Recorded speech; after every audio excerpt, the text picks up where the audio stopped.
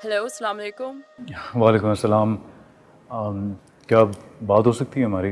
बिल्कुल हो सकती है, लेकिन भाई को अच्छा नहीं लगता कि आप मुझसे राब्ते में रहें और अपनी वालदा को लेके घर भी ना आए। सोमिया, क्या हम कहीं बाहर मिल सकते हैं? जी हाँ, आपके घर, रुखसती के बाद। सोमिया, मैं एक्चुअली आपको बहुत कुछ बताना चाहता हूँ। आप बताएं, मैं सुन रही हूँ। नहीं, इस तरह फ़ोन पे नहीं। देखिए, मैं आंटी से पूछ लेता हूँ, मैं आपको पिक कर लूँगा, उसके बाद घर ड्रॉप कर दूँगा। Is that okay with you? आप क्यों मेरी इज्जत का तमाशा बनाना चाहते हैं? अगर आप मुझे रुखसत करके लेकर नहीं जा सकते, मुझे बता दें। सोमिया, ऐसा कुछ भी नहीं है, आप प्लीज़ ऐसा मत सोचें। तो फिर आपकी मामा क्यों नहीं आ रही है? सुबह शाम मुझे ताने सुनने को मिलते हैं कि अदन ने जज्बात में आकर तुमसे निकाह तो कर लिया, लेकिन अब वो अपने फैसले पर पछता रहा है। नहीं, ऐसा कुछ भी नहीं है। कोई ऐसा सोचता है तो उसे सोचने दें, लेकिन प्लीज़ मेरी रिक्वेस्ट है, आप ऐसा हरगिज़ मत सोचिएगा। देखें, अगर आपकी वालदा ने मुझे एक्सेप्ट नहीं किया तो मुझे बता दें। मुझे अपने बारे में वैसे भी ज्यादा खुशफहमियां नहीं है। नहीं, मैं ये ताल्लुक़ अपनी ज़िंदगी की आखिरी सांस तक निभाऊंगा, और ये मेरा वादा है आपसे। आपके साथ इस ताल्लुक़ को निभाने के लिए मुझे तो वो ताल्लुकात भी निभाने पड़े हैं जो मैंने दिल से कभी बनाए नहीं।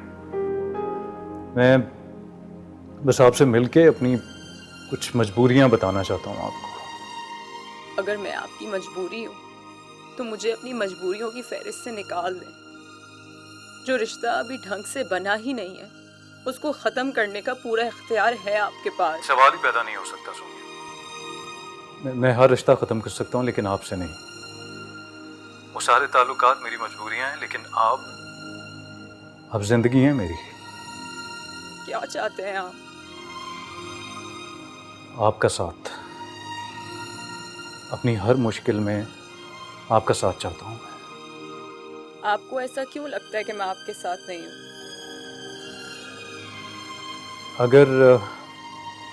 अगर मेरी मदर ने आने से इनकार कर दिया तो क्या आप मेरा हाथ थाम के अपना घर छोड़ सकती हैं? तू मेरा हो या ना, करेंगे प्यार बड़ा तुझको, तू याद इतना रखना। करेंगे याद बड़ा तुझको, तुझसे ये वादा है, तेरा दिल से करेंगे गम, तेरी जान से जाएंगे पहले हम।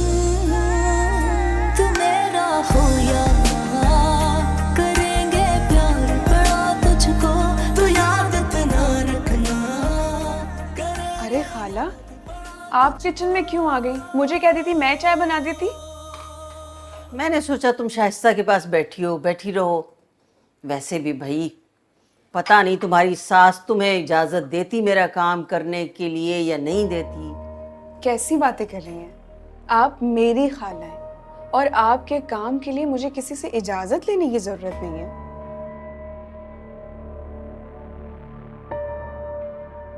राहीला, हातिम तो कहता है कि इस सारे मामले में सोमिया का कोई कसूर नहीं है। हातिम तो ये भी कहता है कि सारा कसूर मेरा है। हाँ, बात तो कुछ ऐसी ही है। तुम जो कहती गई मैं मानती गई।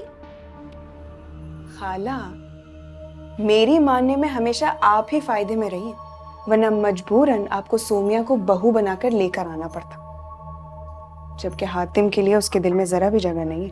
इसी बात का तो रोना है कि सोमिया हातिम की जिंदगी से तो निकल गई है, उसके दिल से नहीं निकल रही। इसमें कौन सी बड़ी बात है? दिल से भी निकल ही जाएगी। कहते हैं ना कि बीमारियां पुरानी हो जाएं तो इलाज में वक्त लगता है। ये एकतरफा इश्क भी उन्हीं बीमारियों में से एक है।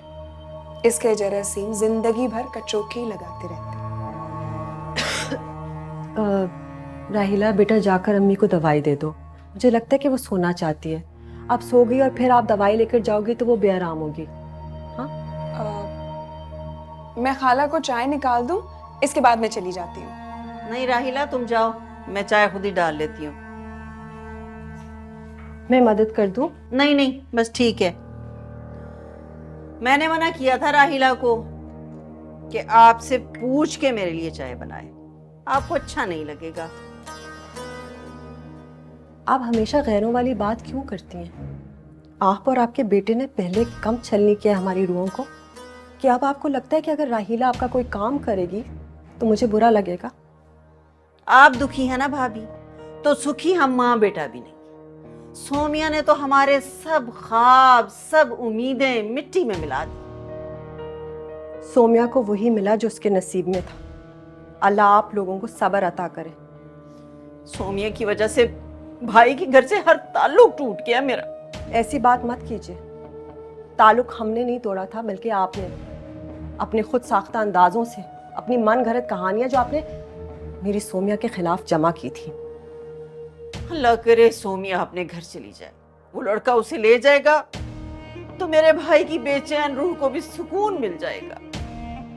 अक्सर भाई को ख्वाब में देखती हूँ जैसे सोमिया की वजह से परेशान है ना। अक्सर ख्वाब में आते हैं तो उनसे पूछ लिया करें कि वो परेशान क्यों है। यकीनन वो उन अपनों के नाम लेंगे जिन्होंने कर्ज समझकर मेरी बेटी पे कीचड़ उठा